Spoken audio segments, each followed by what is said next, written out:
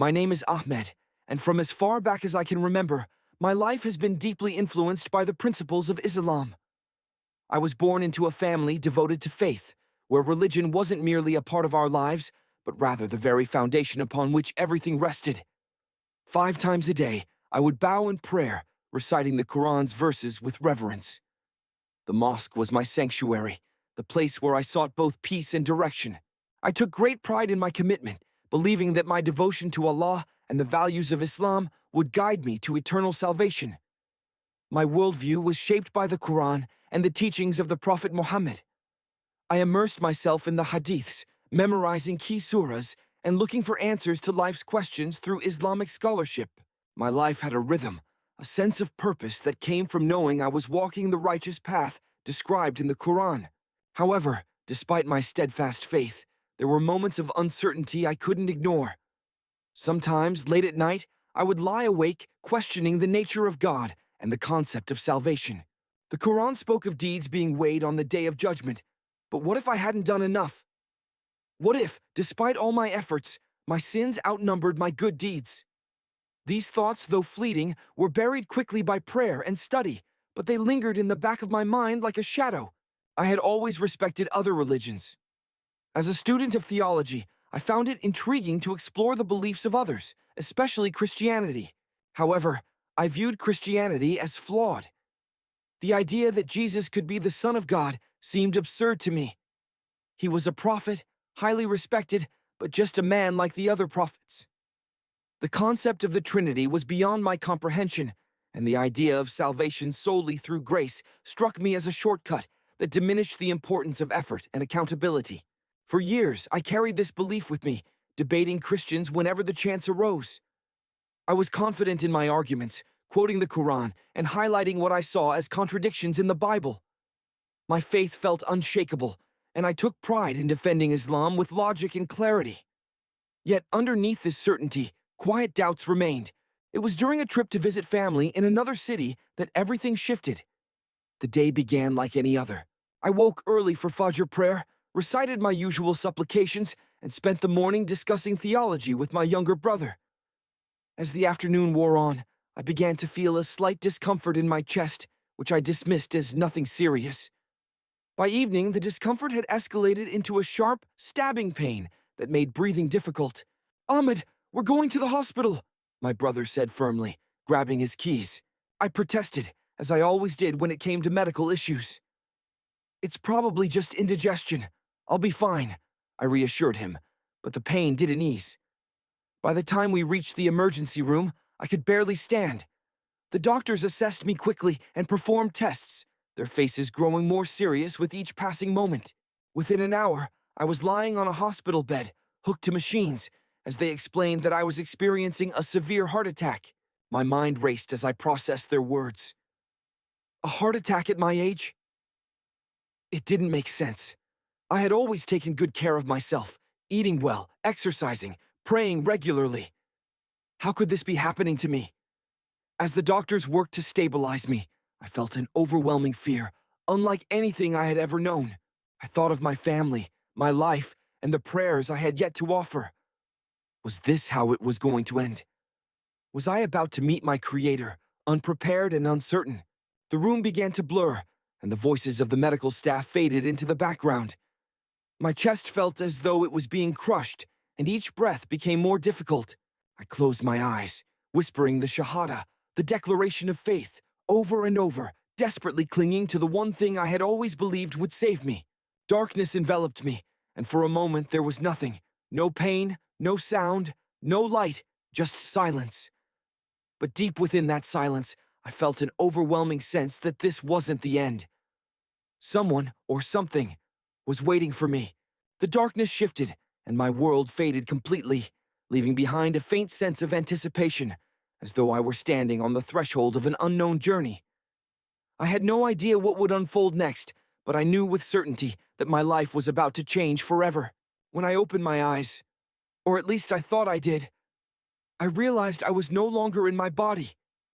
It was the strangest feeling, like floating, but without any sense of weight. I looked down and saw myself lying on the hospital bed, surrounded by doctors and nurses working frantically. My chest rose and fell shallowly, the machines beeping erratically. My brother stood nearby, his face pale and filled with concern, his hands gripping the edge of a chair so tightly, his knuckles turned white. I should have felt panic, but instead, I felt a strange calmness, as though I were watching a scene from a movie. I tried to speak, to call out to my brother, to let him know I was still there, but no sound came from my mouth.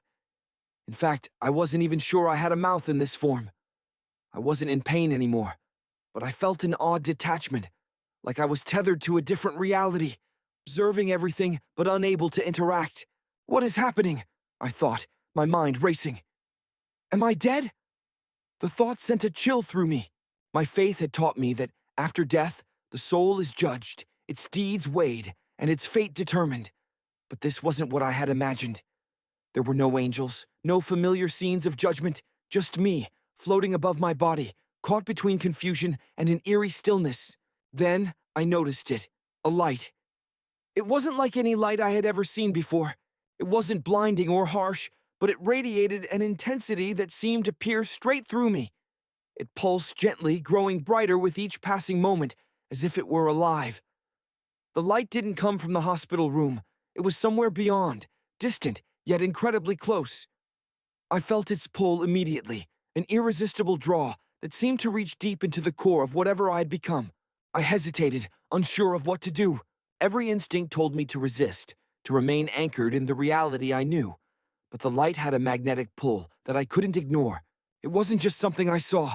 It was something I felt, something alive, calling to me. Not with words, but with a feeling so profound I couldn't fully comprehend it. The room around me began to fade. The sounds of the monitors, the voices of the doctors, even the sight of my brother. It all started to dissolve, replaced by a vast, all-encompassing brightness. I felt as though I were being pulled through a tunnel, the light growing closer and closer. At first, I tried to resist, but I soon realized it was futile. The pull wasn't violent. It was gentle, yet utterly undeniable. As I moved toward the light, I began to feel something new. Warmth. It wasn't the kind of warmth you get from sitting in the sun, but a deep, soul-penetrating warmth that filled every part of me. It was soothing, yet it carried an undercurrent of power that left me in awe. The light wasn't just something to be seen. It was something to be felt, something alive. What is this? I asked myself, though the question felt insignificant in the presence of the light. Where am I going? A part of me felt apprehension, a fear of the unknown, that gripped my mind. I had been taught all my life to believe in certain things, to trust in the Quran and the teachings of Islam. But this wasn't part of any scripture I had studied. The light didn't fit into my understanding of what was supposed to happen after death, and that frightened me. But another part of me couldn't deny the light's pull. It wasn't just calling to me, it was inviting me. Deep down, I knew this was no ordinary experience. It was something divine, something that would shatter everything I thought I knew. I moved closer, and the warmth intensified. The light seemed to surround me, and for the first time I felt something else. Peace. It was unlike anything I had ever experienced, even in my most fervent prayers or moments of clarity during meditation. It was complete, all-encompassing, as if every worry, every doubt, every fear had been stripped away. Yet, as peaceful as it was, I couldn't shake the feeling that something profound was about to happen. This wasn't just an experience. It was a moment of reckoning, a turning point in my very existence. The light wasn't just a destination, it was a doorway, and I was about to step through. I hesitated for a brief moment, hovering at the edge of the light. I felt unworthy, unprepared. What lay beyond? What awaited me? But the light seemed to answer my unspoken questions with its presence, reassuring me without words. With a deep breath, or what felt like one, I stepped into the light, and in that moment, I knew that everything was about to change.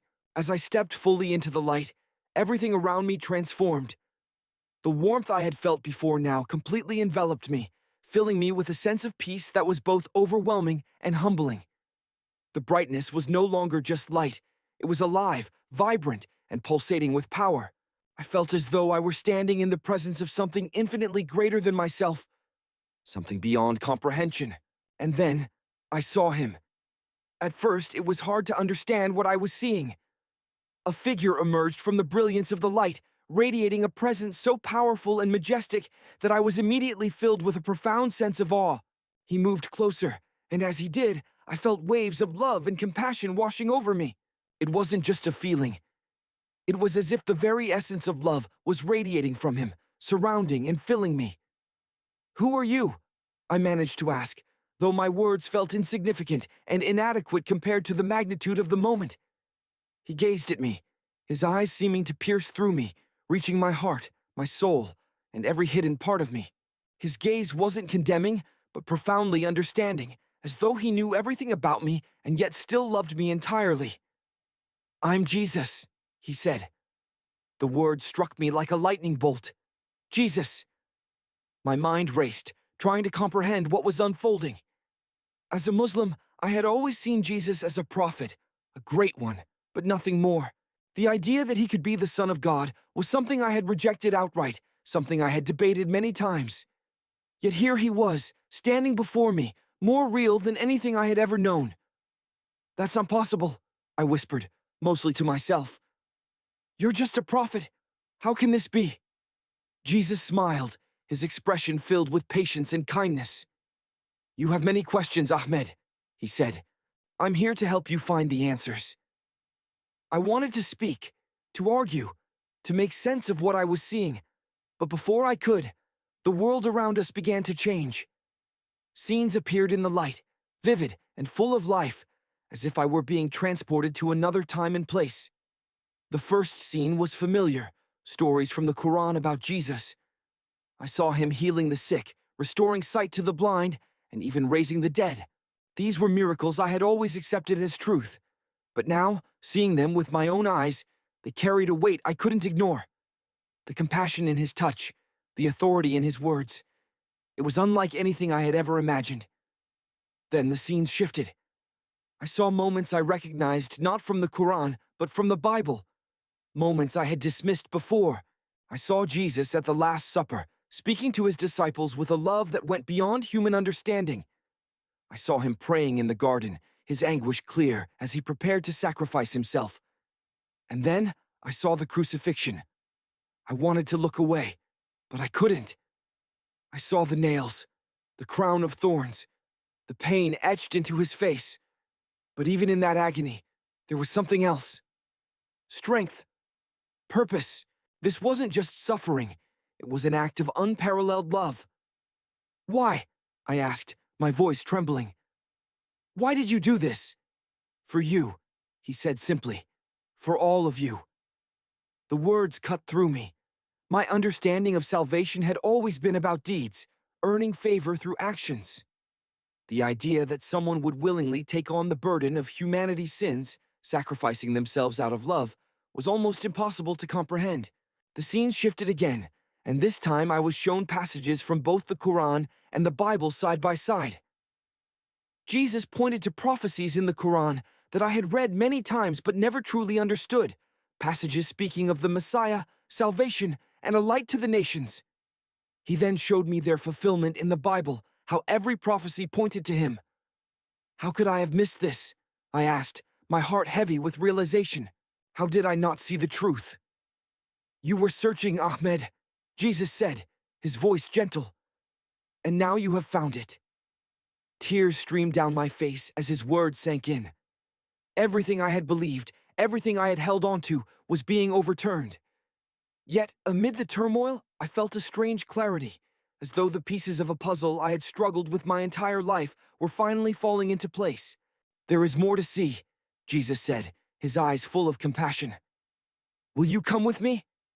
I nodded, though my mind was still spinning.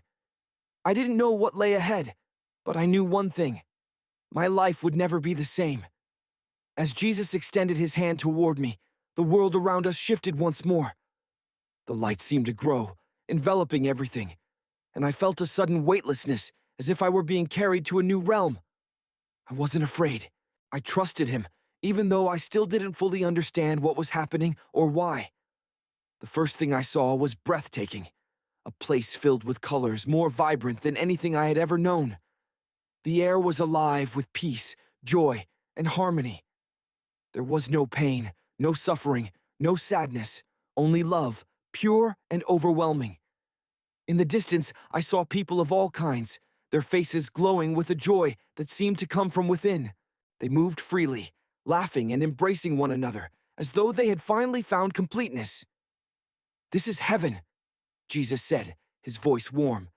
"This is what it means to be united with God." I could barely speak. The beauty was almost too much to bear.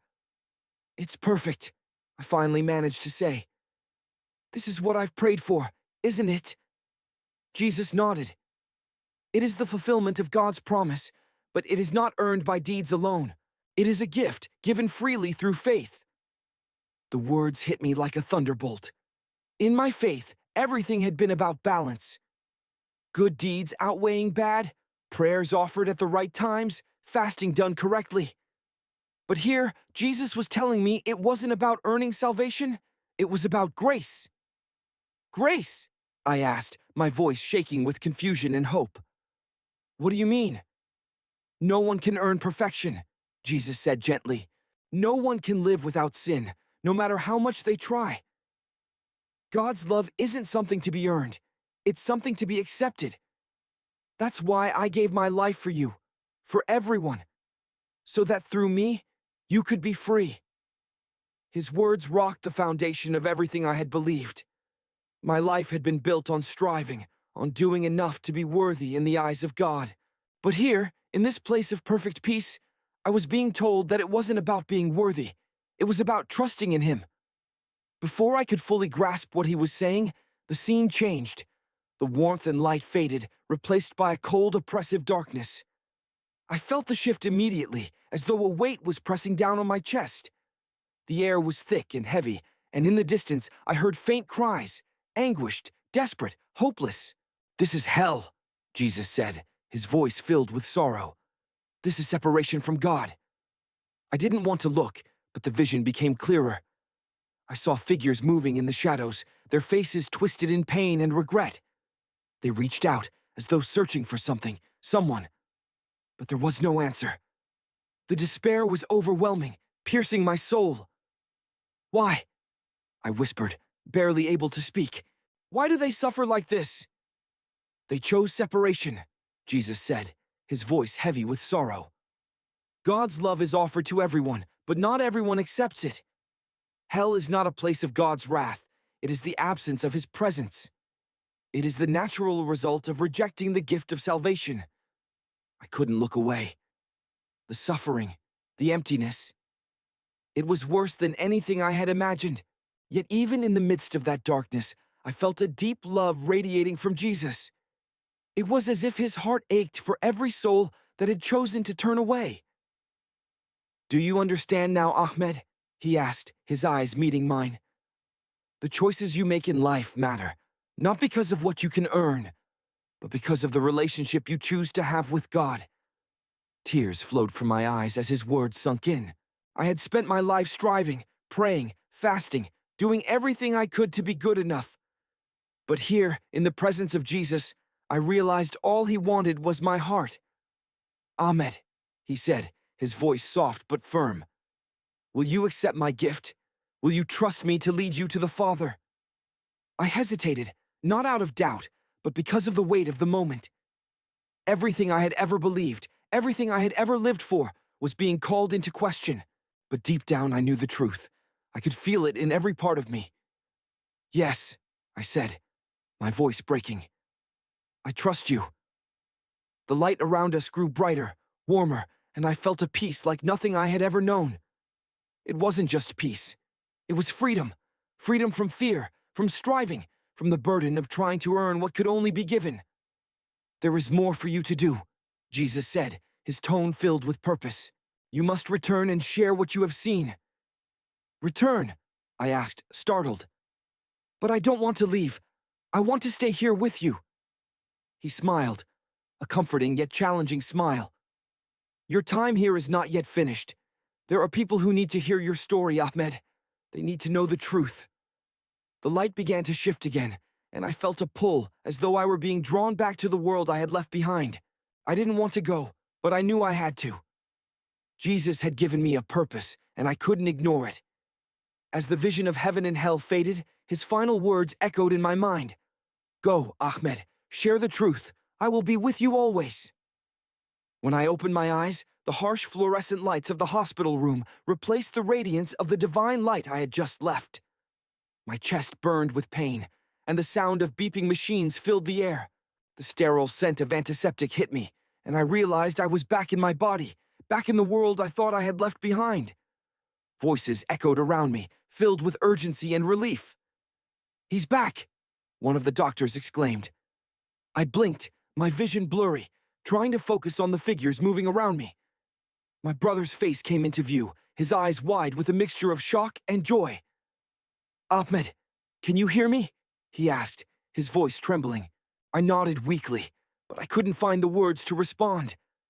My mind was racing, trying to reconcile the overwhelming experience I had just gone through with the reality I was now in. I had been in the presence of Jesus. I had seen heaven and hell, and now I was here, lying in a hospital bed, surrounded by people who couldn't possibly understand what had just happened to me.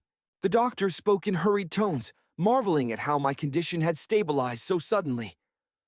It's a miracle, one of them said, shaking his head. We thought we'd lost him. My brother gripped my hand tightly, tears streaming down his face. Alhamdulillah, he whispered. You're alive. Alive. The word felt heavy, almost foreign. Just moments ago, or at least it felt like moments, I had been standing in a realm beyond anything this world could offer. I had seen the face of Jesus. I had heard his voice, felt his love, and accepted his call. And now, I was here again, in a body that felt foreign, in a world that suddenly seemed so small.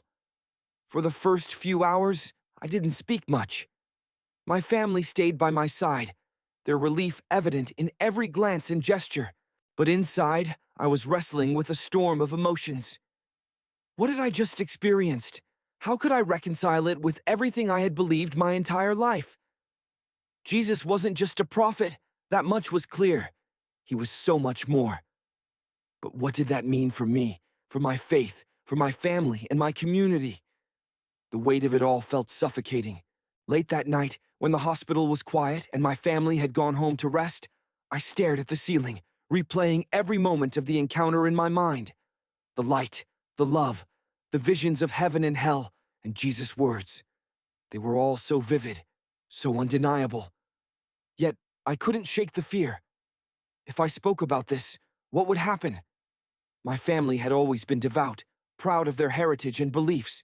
How could I tell them that what we once believed might not be the whole truth? I closed my eyes, hoping to sleep, but instead, his face appeared once more. Kind, loving, and patient. His words echoed in my mind. Go, Ahmed, share the truth. I will always be with you. This thought both reassured and terrified me. Over the next several days, as my body gradually healed, my mind remained unsettled. I couldn't ignore what I had witnessed, but I couldn't speak of it just yet. I needed answers, clarity, something to help me make sense of it all. One afternoon, when I was finally alone, I picked up my phone and started searching. I had no idea where to begin, but eventually, I found myself reading about Jesus in ways I never had before. I read about his teachings, his miracles, his sacrifice. I read about grace, a concept that had seemed foreign to me during our encounter, but now felt like a lifeline. For the first time, I opened a Bible. It felt strange, almost forbidden, but as I read, I couldn't stop. The words seemed to jump off the page, speaking directly to my soul. The more I read, the more everything began to come together. Passages from the Quran that had always confused me now made sense. Despite everything I was learning about Jesus, prophecies I had ignored or misunderstood were suddenly clear. But with every revelation, the weight of my decision grew heavier. I couldn't keep this to myself. I had been called to share the truth, but the thought filled me with dread. How would my family react? My community? My entire identity had been built around being a devout Muslim. What would they think if I told them I had encountered Jesus and accepted him as the Son of God? One night, as I lay in bed, The burden became too much. I couldn't face this alone. I needed someone to talk to, someone I trusted, someone who might understand. My brother's face came to mind. We had always been close, and although I knew he might struggle to believe me, I also knew he loved me enough to listen. Taking a deep breath, I picked up my phone and dialed his number. When he answered, I could hear the concern in his voice. "Ahmed, is everything okay?" "No," I admitted, my voice trembling. "I need to tell you something. Something that happened while I was gone." There was a pause. "Okay," he said cautiously. "What is it?" As I prepared to speak, fear surged in my chest. But then I remembered Jesus' words. "I will always be with you." In that moment, I knew I wasn't alone. This was just the beginning. When I finally chose to share my story, it felt like stepping into a storm, unsure of whether I would make it out unharmed. I started small, confiding in my closest friend, Hassan. He had always been my sounding board, the one I could trust with anything, no matter how difficult. If anyone would understand, or at least listen, it would be him. "Hassan," I began hesitantly as we sat over tea. "I need to tell you something, but it's different. It's about what happened when I was in the hospital." He raised an eyebrow, concern flickering across his face. "You mean when we thought we lost you?" I nodded. "Yes, I didn't just lose consciousness, Hassan. I went somewhere. I saw something. Someone." His expression grew serious, and he leaned forward. "What do you mean?" Taking a deep breath, I recounted everything. My out-of-body experience, the light, meeting Jesus, and the vivid visions of heaven and hell. I told him how Jesus spoke to me, explained grace and salvation, and invited me to follow him. When I finished, there was a long silence. Hassan stared at me, his face a mix of shock, disbelief, and something I couldn't quite place. "Ahmed," he said finally, his voice soft but firm. "You've always been a man of faith, a man who seeks truth, but it's hard to believe. Are you sure it wasn't just a dream? The mind can do strange things under stress." "I've thought about that," I admitted. "But this wasn't a dream, Hassan. It was more real than anything I've ever experienced. I felt his presence. I saw heaven. I saw hell. And I know what he told me is true." He looked away, struggling to process. "Are you saying that everything we've believed, everything we've lived by, isn't the whole truth?" "No," I said gently. "I'm saying that the truth is bigger than we thought. Jesus isn't just a prophet. He's the Messiah. He's the way to God." Hassan shook his head, disbelief clear in his eyes. "Ahmed, this could ruin you. If you tell people about this, you know how they'll react." "I know," I said, my voice calm. "But I can't keep it to myself. I was shown the truth, Hassan. How can I stay silent?" He didn't respond, and I saw the conflict in his eyes. Part of him wanted to dismiss me, to chalk it up to delirium or imagination. But another part, the part that truly knew me, was listening, considering, and perhaps even questioning. Over the next few days, I shared my story with a few others, people I trusted, people who knew my heart. Some reacted like Hassan, with skepticism mixed with concern. Others were outright dismissive, unwilling to entertain the idea that I had encountered Jesus. But a few listened with open minds, asking questions, curious about what I had experienced. One of them was an older man from our community, someone I had always admired for his wisdom and kindness. When I shared my story with him, he didn't interrupt or argue. Instead, he said, "Ahmed, truth has a way of finding us, even when we're not looking for it. Perhaps this is God's way of opening a new path for you." His words gave me courage. If even one person could see the sincerity in my heart, maybe others would too. I knew I couldn't stop there. Jesus had told me to share the truth, and I felt an overwhelming conviction to do so publicly, no matter the cost. It wasn't about me. It was about him, about the message he had entrusted to me. So, one evening, I stood before a small gathering of people, family, friends, and a few curious strangers. My heart raced as I began to speak, but I felt a steadying presence, as though Jesus himself was beside me. "I know many of you will find this hard to believe," I said, my voice trembling but determined. "But I must tell you what happened to me when I was at the brink of death. I encountered Jesus. He showed me the truth about God, about heaven and hell, and about grace. And he called me to share this with you." The room was silent, the weight of my words hanging in the air. I saw a range of reactions: shock, confusion, curiosity, and even anger. But I pressed on, sharing every detail of my experience, every revelation, and every truth I had learned. When I finished, some people walked out, their faces closed. Others stayed, their expressions thoughtful, as if wrestling with something deep within. A few approached me, their eyes filled with questions. "Do you really believe this?" one man asked, his tone skeptical but not dismissive. "I don't just believe it," I said. "I know it, and I hope you'll seek the truth for yourself."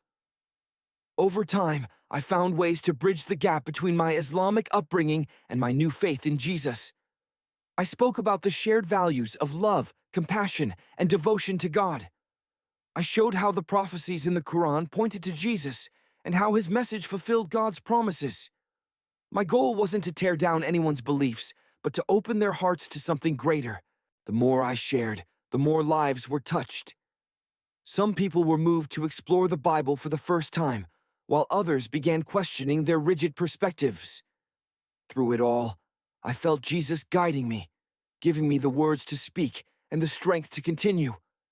But I knew the journey wasn't over.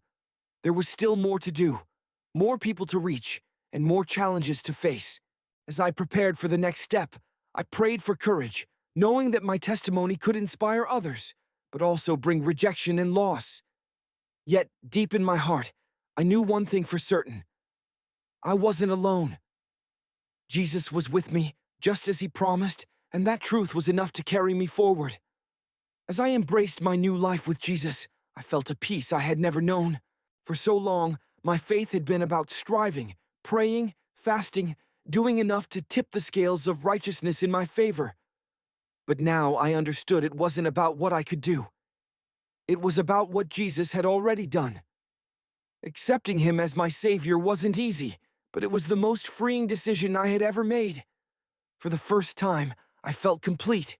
The weight of my doubts and fears lifted, replaced by a certainty that God's love wasn't something I had to earn. It was a gift. The journey that followed was beautiful, but challenging. I knew my testimony had the power to inspire, but it also had the potential to alienate. I began speaking publicly, sharing my experience with anyone who would listen. I told them about my encounter with Jesus, the visions of heaven and hell, and the message of grace that had changed my life. At first, the responses were mixed. Some people were curious, asking thoughtful questions about my encounter and how it aligned with both the Quran and the Bible. Others were skeptical, accusing me of being deceived or abandoning my faith. The hardest reactions came from my family. When I told my parents about my experience, their initial reaction was one of shock. "Ahmed, how could you say such things?" my father asked, his voice trembling with anger and pain. "We raised you to honor our faith, to live by the teachings of Islam, and now you're saying that everything we've believed isn't enough." "It's not about rejecting what we've believed," I said softly. "It's about seeing it fulfilled. Jesus isn't just a prophet, he's the way to God. He showed me this himself." My mother's eyes filled with tears. I could see her heart struggling to reconcile my words with the faith she had held all her life. My siblings were divided. Some dismissed my story completely, while others quietly wondered but were too afraid to speak. Those moments were among the hardest I've ever faced. The fear of losing my family was real, but so was the call to share the truth. I prayed constantly for their understanding, for their hearts to be open to the message of Jesus. Even in the face of rejection, I found comfort and strength in a new spiritual family. A local church welcomed me with open arms, their warmth and encouragement helping me navigate this new path. They didn't see me as someone who had left one faith for another. They saw me as a brother in Christ, someone who had been found by grace. In those early days, I also connected with others who had gone through similar journeys, former Muslims, Christians with Muslim backgrounds, and people from all walks of life who had encountered Jesus in profound ways. Their stories encouraged me, showing me that I wasn't alone in this transformation. As I continued to share my testimony, I saw lives change. People who once showed no interest in faith began asking questions. Others, rigid in their beliefs, started considering that Jesus might be more than just a prophet. And some, like me, took the leap of faith to accept him as their savior. One of the most powerful moments came when my younger brother, who had initially dismissed my story, came to me late one night. "Ahmed," he said quietly, "I've been thinking about what you said about Jesus, about grace. I don't know if I believe it yet, but I want to learn more." Tears filled my eyes as I hugged him. "That's all I ask," I said. "Seek the truth. Jesus will meet you there." As my journey continued, I found ways to bridge Islam and Christianity, speaking about shared values like love, devotion, and the pursuit of truth. I pointed out how prophecies in the Quran spoke of Jesus as the Messiah and how the two faiths were connected in ways many had never realized. But I also made it clear that Jesus' message went beyond religion.